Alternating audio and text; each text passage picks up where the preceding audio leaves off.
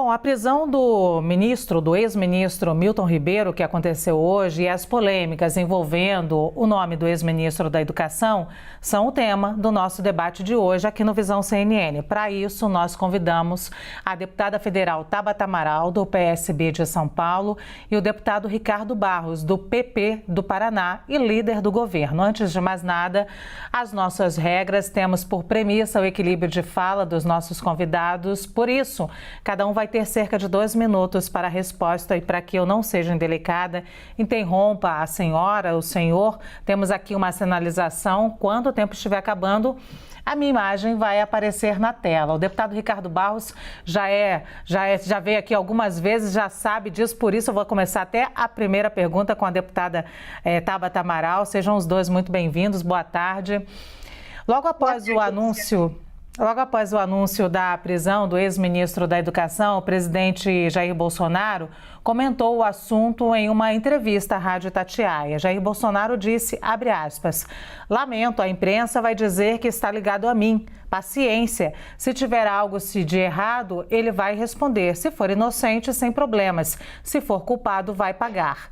Bolsonaro também disse, abre aspas, se a PF prendeu, tem um motivo, fecha aspas. Essa fala do presidente vai na contramão do que ele declarou no mês de março, quando explodiram as denúncias. Na ocasião, o presidente Jair Bolsonaro veio a público defender o ex-ministro, dizendo que o que estavam fazendo com ele era um ato de covardia.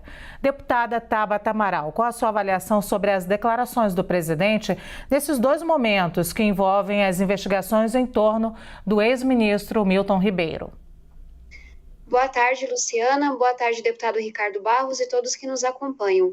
Luciana, é importante relembrar não só que o presidente da República disse mais de uma vez que colocava sua mão no fogo pelo ex-ministro da Educação, Milton Ribeiro, mas também é importante mencionar que um dos aspectos mais importantes dessa investigação, um dos casos que levou a isso, é justamente um áudio do ex-ministro Milton Ribeiro, em que ele dizia que liberava verbas, ou seja, recurso público da educação, por indicação de 2 pastores, a pedido de Bolsonaro.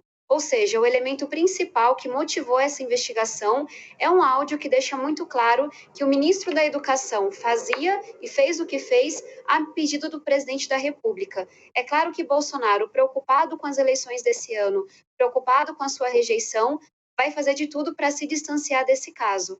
Mas, de novo, esse é apenas um aspecto de toda a tragédia que a gente está vendo no cenário educacional brasileiro.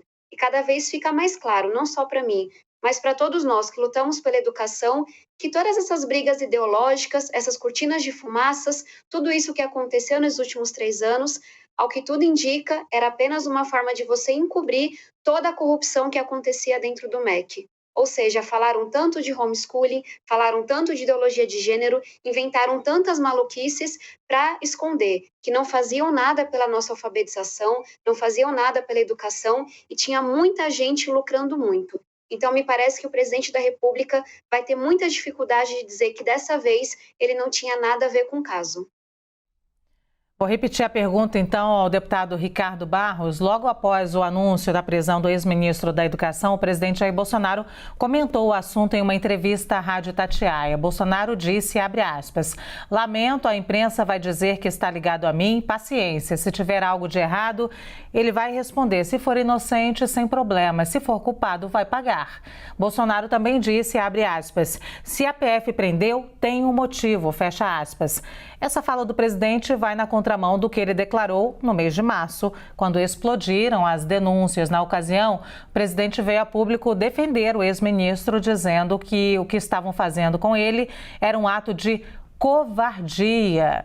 Qual é a sua avaliação, deputado, sobre essas declarações do presidente nesses 2 momentos que envolvem as investigações em torno de Milton Ribeiro? Bem, o ministro reverendo Milton Ribeiro é uma pessoa muito qualificada e eu torço muito, coloquei até na minha rede social, que muitos dos que foram presos hoje estão inocentados e que eu espero que seja esse o caso do reverendo Milton. Ele está sob investigação, evidente que existem indícios que levaram ao seu pedido de prisão, mas eu espero que ao final da investigação ele possa ser inocentado. Acabou de acontecer isso comigo na CPI da Covid, sobre o caso Covaxin, que eu fui acusado seguidamente de ter envolvimento, né, inclusive também com interlocutores, o presidente da República falou, e ao final foi arquivado a minha investigação. Eles tinham minha quebra de sigilo, eles tinham todas as informações e nenhum elemento de prova do meu envolvimento no caso Covaxin. Então, pode ser que ao final de uma investigação o ministro seja considerado inocente, como aconteceu com Crivella, como aconteceu com o presidente Temer, que já está inocentado em segunda instância, e que ele possa retomar a sua vida. E se ele teve culpa, bom, então, como diz o presidente Bolsonaro, não há o que fazer, né? Ele vai responder pelo seu ato. Agora, o presidente Bolsonaro criou em cada ministério uma diretoria de integridade, comandada por um controlador-geral da União de carreira, que verifica todas as compras dos ministérios, desde a licitação até a entrega dos materiais para verificar a qualidade. Portanto, o DNA do governo Bolsonaro é o DNA do combate à corrupção. Deputado, eu continuo com o senhor com a segunda pergunta. O senador Marcelo Castro, que é presidente da Comissão de Educação, se manifestou sobre a prisão de Milton Ribeiro. Pela rede social, ele destacou, abre aspas, é urgente que se faça uma intervenção no FNDE para que se apure os contratos feitos na gestão de Milton Ribeiro, em que recursos públicos eram direcionados sem nenhum critério técnico e com viés político, fecha aspas. Deputado, qual é o seu ponto de vista sobre essa proposta de intervenção no FNDE? Bem, o senador Marcelo Castro, como eu, foi ministro da Saúde. Ele sabe bem o que é comandar uma estrutura tão grande quanto o Ministério da Educação ou o Ministério da Saúde. Nós temos equipe, temos estrutura, temos pessoas comandando esses departamentos. Eu não tenho nenhuma dúvida de que tudo é feito na intenção de servir melhor a população. As diretorias de integridade conferem todos esses procedimentos. Uma CPI, uma investigação, a Polícia Federal já está investigando o caso neste assunto do Milton Ribeiro, até porque ele mesmo, como vocês lembram, ele mesmo havia denunciado a conduta dos pastores há um ano antes do episódio ser levado a público, para a Polícia Federal, para a Controladoria da União e para a AGU. Então, já havia uma questão sobre essa conduta dos pastores, que ele mesmo denunciou e que, posteriormente, veio a público e ele pediu o seu afastamento do Ministério. Então, me parece que as investigações estão em andamento. Eu espero que haja fundamento, né? Ele vai pedir habeas corpus agora, nós vamos saber se a prisão tinha consistência ou não, até porque o juiz que deu a sentença já tem outros episódios em que ele extrapolou no seu ativismo político. Então, nós temos que tomar cuidado, porque, infelizmente, tem muito ativismo político no judiciário, né, e tem muitas medidas que são tomadas apenas para causar efeito político e que não responsabiliza os que as tomam, são os inimputáveis. Tabata Amaral, o senador Marcelo Castro, que é presidente da Comissão de Educação, se manifestou sobre a prisão de Milton Ribeiro. Em sua rede social, ele destacou, abre aspas, é urgente que se faça uma intervenção no FNDE para que se apure os contratos feitos na gestão de Milton Ribeiro, em que recursos públicos eram direcionados sem nenhum critério técnico e com viés político, fecha aspas. Qual o seu ponto de vista, deputada, sobre essa proposta de intervenção no FNDE? Luciana, queria antes só retomar duas falas do deputado. Quando ele fala que o ministro da Educação foi o primeiro a denunciar, eu queria pontuar que nós temos registros de que esses pastores continuaram sendo recebidos no ministério, mesmo após as denúncias. foram 22 agendas oficiais, pelo menos que a gente tem notícia, e, inclusive foi um questionamento que eu levei ao novo ministro da Educação, Vitor Godoy, na Comissão da Educação, mas infelizmente ele não respondeu a minha pergunta. Então, se o próprio ministro estava desconfiado, desconfortável com a situação, tenho muita dificuldade de entender por que é que esses pastores continuaram com trânsito livre e sendo recebidos em agendas oficiais e com bastante espaço no Ministério da Educação. E aí, respondendo a sua pergunta, é importante dizer que essa é só a cereja do bolo. Infelizmente, nós estamos falando de 3 anos de muito descaso, de muita incompetência no Ministério da Educação, mas, sobretudo, de muita corrupção. Nós temos esse caso, sim, em que a gente tem denúncias de que pastores recebiam propina em ouro, recebiam propina com dinheiro que era conseguido com a impressão de Bíblias para conseguir recursos para prefeitos de partidos que são do núcleo duro do Centrão, mas é importante dizer também que há outras muitas denúncias, inclusive que nós denunciamos, como denunciamos essa lá em março a PGR, que depois foi juntada a outras denúncias para levar a essa operação. Tem uma que eu queria destacar, que é a dos ônibus superfaturados. Nós temos uma licitação enorme que foi travada por um tempo, porque havia indícios muito fortes de superfaturamento. Uma outra ação que causou muita preocupação foi a dos kits de robótica, também superfaturados, e nesses 2 casos, sempre para favorecer líderes desses partidos mais próximos ao presidente da República. Sim, deputada.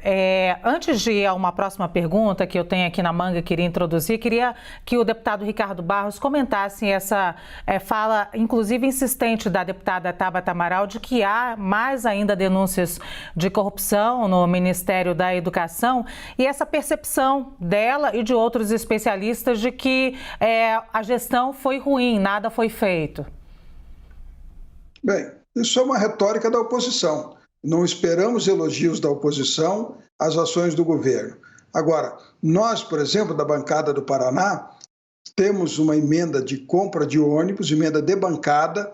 Nós fizemos a aquisição, o Ministério fez a licitação, o TCU suspendeu a licitação e agora, depois de muitos meses, liberou. Ah, não, está tudo certo. Só que agora a gente não compra mais os ônibus naquele preço que comprávamos antes. Então, depois de alguns meses, o Tribunal de Contas da União liberou a compra dos ônibus, conforme elas já tinham feitas, para a emenda da bancada do Paraná e de outras que foram licitadas. Então, essa conversa de irregularidades, ela é todo dia. Mas quais são as outras denúncias de corrupção no Ministério da Educação que estão sob investigação e que estão produzindo provas? Objetivamente, o que é que está sendo denunciado? Muita corrupção. Como muita corrupção? Né? Então, a deputada vai explicar, certamente, quais são as outras denúncias que estão sendo analisadas, mas isso é corriqueiro. Nós temos muita gente produzindo denúncias, especialmente concorrentes que perderam a licitação no Tribunal de Contas da União e que fazem um esforço para tentar recuperar um contrato perdido, mas não existe este enorme volume de denúncias de corrupção no governo Bolsonaro. Pelo contrário, ele cuidou muito, muito de colocar pessoas corretas e que, sob o seu comando, fizeram a investigação, o acompanhamento, desde a licitação até a entrega dos materiais em todos os ministérios, que são as diretorias de integridade. Deputada, agora um tempo também para o seu comentário antes da minha próxima pergunta. É importante ressaltar que em 2 minutos é impossível que eu possa listar todos os escândalos de corrupção do governo Bolsonaro. Precisaria aqui de algumas horas. Mas vamos falar dos caminhões de lixo superfaturados, vamos falar dos tratores superfaturados e por aí vai. E outra coisa que também é importante corrigir na fala do deputado é que o TCU apenas liberou a compra desses ônibus depois que o MEC alterou o processo, justamente porque havia reconhecido que havia ali irregularidades. Em relação a ser de oposição ou não, aqui eu falo como alguém que estudou em escola pública, que luta pela educação há muitos anos e que vê no governo Bolsonaro a pior gestão da educação que a nossa história brasileira já viu. Concordo que nossa educação nunca foi priorizada e foi isso que me fez entrar na política, mas dizer que esse governo olha para a educação é uma chacota com o povo brasileiro. A gente está falando de 20 anos de retrocesso, apenas quando a gente fala de evasão, de abandono escolar, um retrocesso enorme na aprendizagem, um governo que se ausentou, que não fez nada para que nós pudéssemos ter uma volta segura às aulas e que teve como pauta única, em quase 4 anos de governo, um libera geral com homeschooling, porque sabe que é uma pauta ali para o Twitter, que é uma pauta para sua base ideológica. Então, o governo que foi contra a nossa iniciativa de levar a internet para 18 milhões de alunos, governo que foi contra a nossa iniciativa de aumentar os recursos do Fundeb, e eu tenho realmente muita dificuldade de entender o que é que o governo fez pela educação, além de atrapalhar e além de, ao que tudo indica, com tantos escândalos, com tantas denúncias, colocar esse recurso todo que faz falta na periferia, que faz falta na sala de aula, à disposição de escândalos de corrupção. Vou à minha última pergunta. Peço também que a senhora e o senhor coloquem aí as considerações finais juntos da resposta. Quem também, deputado Barros, falou sobre o assunto foi o atual ministro da Educação, Vitor Godoy. Abre aspas. Nosso governo não compactua com qualquer tipo de irregularidade ou desvio, ainda mais recursos da educação. Todos sabemos o momento que nós temos vivido na educação brasileira e mundial com a pandemia. Nossos esforços são para que a gente esclareça todos os fatos, fecha aspas. Deputado Ricardo Barros, qual o seu posicionamento sobre essa fala do atual ministro da Educação? O ministro está dizendo o que o presidente também disse. Este governo não compactua com corrupção, esse governo agiu para evitar corrupção, criando as diretorias de integridade, nomeou pessoas que tinham um histórico de boa conduta, todas verificadas antes da nomeação, e espera que todos cumpram o seu papel no serviço público da melhor maneira possível. Agora, nós herdamos um IDEB de menos de 4, muito ruim a nota do IDEB do Brasil, né? Nunca funcionou direito. As universidades públicas com muitos problemas, como você sabe, apesar de receberem os melhores alunos, porque os alunos da escola particular passam no vestibular da universidade pública e tomam a vaga daqueles que estudavam no ensino público. Então, tem muita coisa que nós temos que corrigir neste modelo que está estabelecido, mas que não iniciaram no governo Bolsonaro. Então, cada governo tem uma visão, tem uma prioridade, tem uma forma de enfrentar os problemas e o presidente Bolsonaro deu aos seus ministros da educação autonomia para conduzir o ministério dentro da sua visão. Então, estamos aí reafirmando o que disse o ministro da Educação e o presidente Bolsonaro. Não se compactua com corrupção nesse governo. Se alguém teve desvio de conduta, vai responder pelo desvio de conduta que teve. Agora, não há esta enorme lista, deputada Tabata, de denúncias de corrupção no governo Bolsonaro. Muito restrita relativamente a outras possibilidades que nós temos de comparação. Então, fica aqui a nossa reafirmação de que o governo Bolsonaro combate a corrupção, é um governo que teve pouquíssimos casos de denúncias e os que tiveram estão sendo arquivados, que é o caso que aconteceu comigo da Covaxin. Zero de prova, só narrativa. Sim, deputado. Deputada Tabata Amaral, por favor, a última pergunta e também suas considerações finais. Em entrevista mais cedo, o atual ministro da Educação, Vitor Godoy, declarou, abre aspas, nosso governo não compactua com qualquer tipo de irregularidade ou desvio, ainda mais recursos da educação. Todos sabemos o momento que nós temos vivido na educação brasileira e mundial com a pandemia. Nossos esforços são para que a gente esclareça todos os fatos, fecha aspas. Qual o seu posicionamento sobre essa fala do atual ministro da Educação, deputada?